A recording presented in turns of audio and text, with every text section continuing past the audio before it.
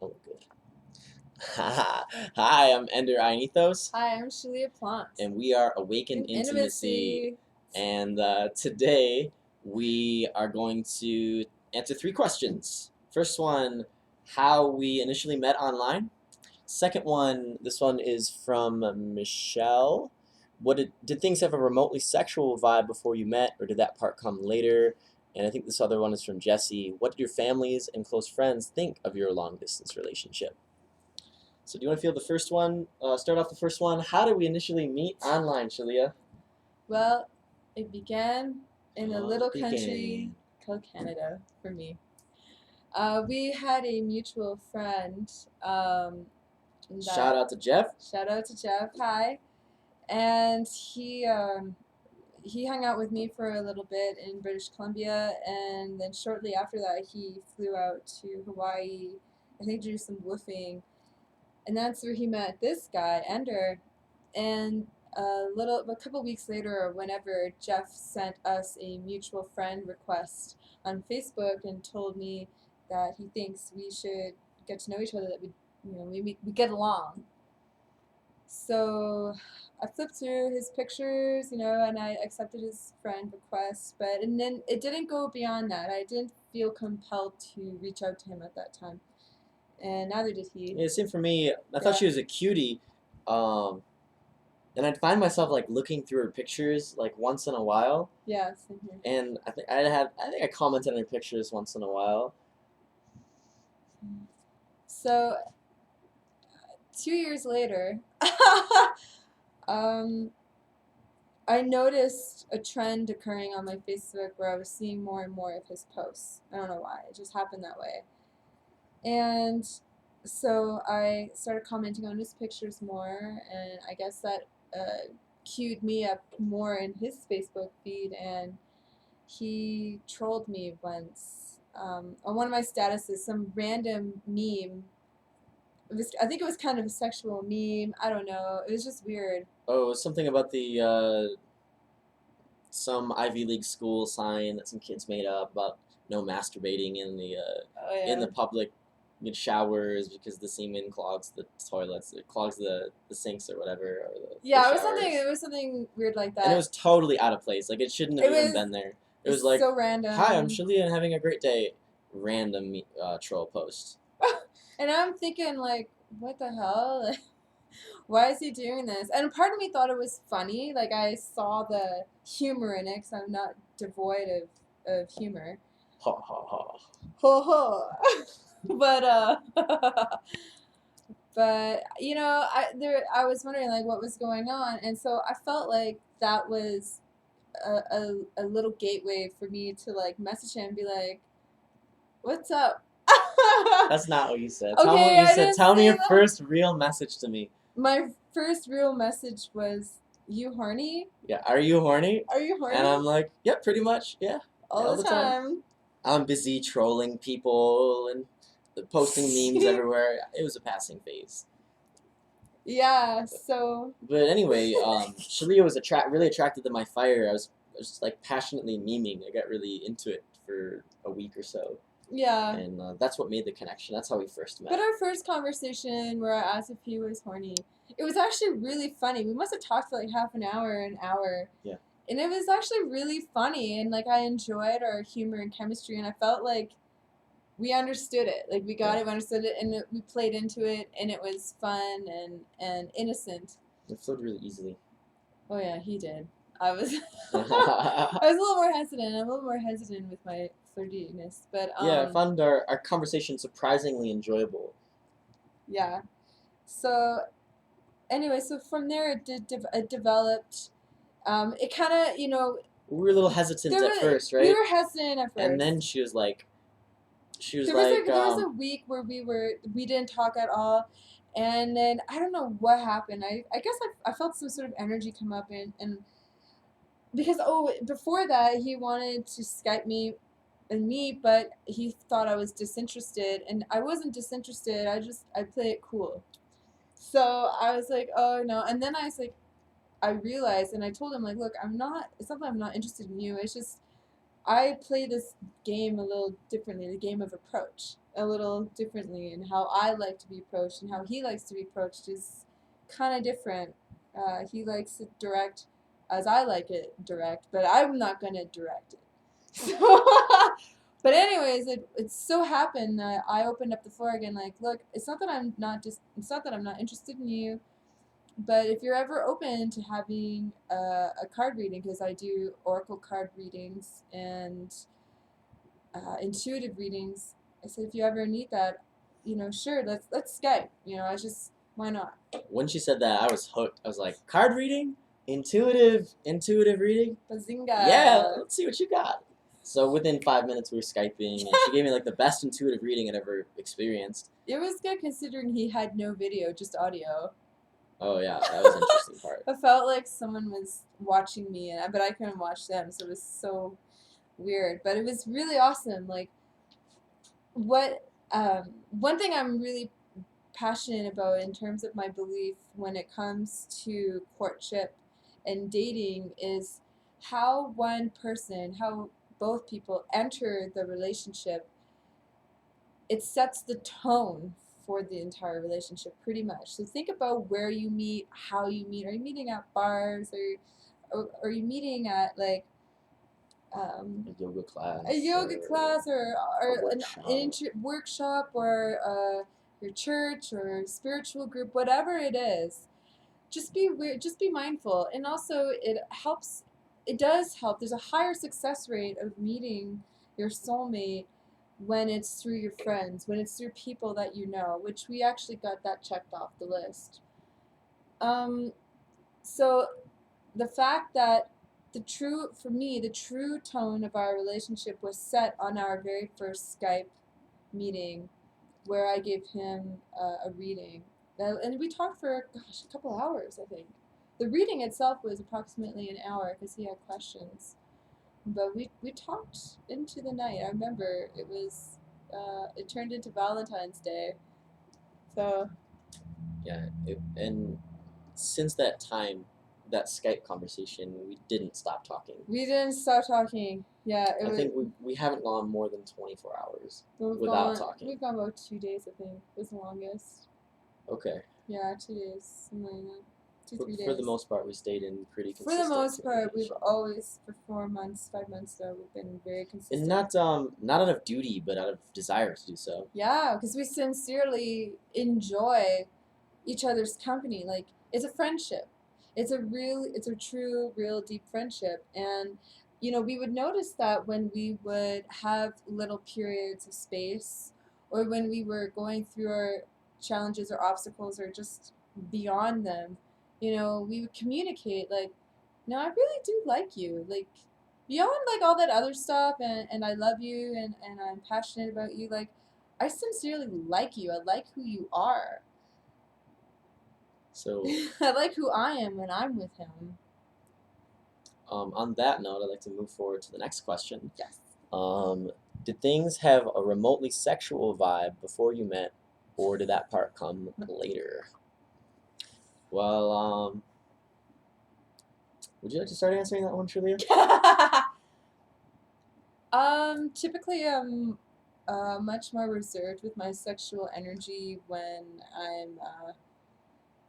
I'm entering a courtship, because I do not desire to have the physical be the main attraction. Of course, it is a huge factor in it, but that's not what it's about for me. It's about it's about the soul, it's about the mind. But I was attracted to him. And I heard too. I think the first thing I ever wrote in one of her pictures was like, "You're weirdly sexy." I was like, thanks. I think yeah. But I understood. Yeah, it for was sure. like two opposing words but I understood what he meant, because I understand who I am. Yeah, like browsing through her Facebook, seeing her pics, I wouldn't have typically been attracted to Shaleia, but there was something weirdly sexy about her. And then on Skype, I was like, oh my gosh, like you're a whole lot cuter than I thought. And then in person, it was a whole new level of like, oh my god, like you're really freaking hot. For I felt like sure. I said this on our first video. I felt like the nerdy kid who was the hottest girl in school when she first approached me, Yes. in real life. But I think that Michelle's asking about the sexual energy. How did that happen? Did There. did that happen Okay. at all on Skype, or did that happen all Yes. over the internet, or did it just start to happen when you first met each other in person? Well, as we grew in attraction to each other, there was clear sexual energy and sexual tension too. Um, and we really felt it hit its peak about a month into our relationship, almost exactly a month into our relationship. The tension you're speaking The about, tension, yeah. because we weren't doing much about We it. weren't.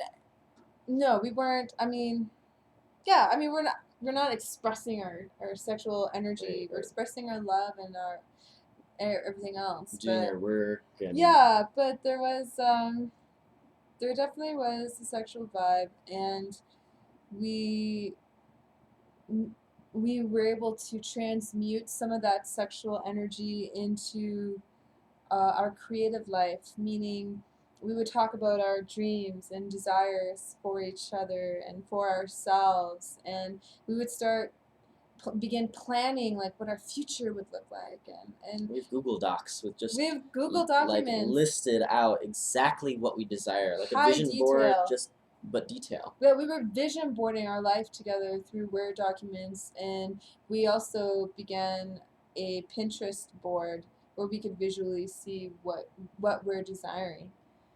So that was one way that we began to utilize that primal energy towards each other. But um, you know, it was difficult. But there were ways that we expressed it through sharing sexy stories. We go online and find Oh, this is sexy cool. stories. Like Mad Lib, but you'd go in and like put your name in, put in a few things, and like what level of like PG-13 or rated Yeah, R XXX.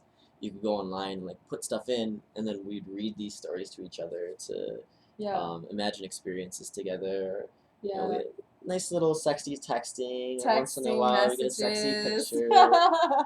Pictures, yeah. But there's only so much sexual energy you can express or channel online. Yeah. And near the end, it got more difficult. I couldn't imagine a committed long distance relationship as deep and as intense as ours, lasting any more than 4 months online. Like those last 2 weeks were really difficult and Yeah, it intense. was difficult.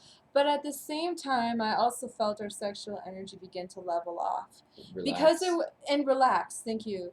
Because we were expressing it appropriately to each other through the channels that we had and at times that felt right. Because it's an important part of expressing our love for each other and what we're feeling beyond words. So, so that felt good, but I felt like once we were able to express a lot of that energy, the relationship was able to move to another level, and it was a lot more relaxed. But there were periods where there was tension, but we didn't allow it to disrupt our relationship And we didn't allow the sexual energy to go outside of the or to relationship. go outside the relationship. So we kept it contained. And then we got to enjoy the expression of that when we finally did meet in person. Yes. So the third and final question, I think from Jesse, was what did your families and close friends think of your long distance relationship? Yeah. We had support. Well, at least on my end, I had support from my friends and family. And I've sort of done long distance before, but not to the degree of over 5,000 miles. That's a whole other ball of wax. But So I'd really like to field part of this question. I had an experience, oh, wrong way. An experience before I flew out to California from Michigan. I told everyone I was going to do this crazy thing where I'm selling my stuff and I'm going to California, and I don't know anyone there. I don't know what I'm going to do when I land. I don't have any friends there. I don't have any place to stay. I'm just going to go there with my backpack and some Cliff Bars and figure it out, and I know I'll be okay because that's why I know that I need to be there. And everyone weighed their opinion on it. They were like, "Oh, you should do this, and you're crazy. I can't believe you do that. You need to do this instead before you get that." my family was really upset about it because people were visualizing themselves in this experience and then saying, well, I couldn't do that, or I would never do that, and try to discourage me from doing what I ultimately knew was my chosen destiny. So when I start to do big intentional things, I don't tell anyone about it anymore, not until after the fact. I didn't really talk about Shaleia to my friends very much. I'd leave little clips on Facebook as it grew strong and Yeah. as it became inevitable. But I never really, I didn't tell a whole lot of people about it. I didn't communicate to a whole lot of people about it because I remember what happened when I talked about California. And I knew that everyone would want to weigh in. Oh, you're in a long distance relationship. Have you met her? And have all these weird questions. And I wasn't, this was so sacred to me that I wanted to create a safe container for it by not sharing with a whole lot of people. But that doesn't mean that later on I didn't share. Like, No. obviously, right now we're being very open and expressive Yeah. about it. Because we can. And Yeah. yeah, there's a secret in manifesting that goes, you do not share what it is you are, what it is that you're desiring, or what it is that you're manifesting. And this is also in the Saint Germain books. He says this, and there's also one of my favorite quotes in Titanic, James Cameron's film. At the end of the film, where she's about to throw that heart of the ocean necklace into the water, she says, "A woman's heart is an ocean of secrets." And that was one of my favorite quotes. And it goes hand in hand with this because if you start to tell what it is that you're manifesting, what it is that you're desiring, this job over here, this move, this relationship, this house, this paycheck, whatever, people will implant their thoughts and their consciousness into what it is that you're creating and disrupt not just the purity of it, but the outcome. It's like you've opened up your pot to people putting their spoons in where it shouldn't be. It should just be your spoon in there Until it's completed, and then you can share. Until it's come into fruition, or pretty much until it's come into fruition. Otherwise than that, you're just rolling the dice. And I have witnessed it in my own life where I was very open about what was manifesting in my life, and it just people weighed in, and I was like, and then my energy went down, but I needed that positive energy that was in myself to fuel my dreams and fuel my desires. Great. So thank you so much for joining us in this video. If Thank you. you are in a long distance relationship or you're desiring a divine partnership, if you have any comments or questions or anything, post a comment below in the comment section and let's get a conversation started. We'd love to hear your opinions. We'd love to respond back. And if you support what we do, like the video on YouTube or on Facebook, share the video. We are Awakened Intimacy, and thank you so much for your support. Thank you. Aloha.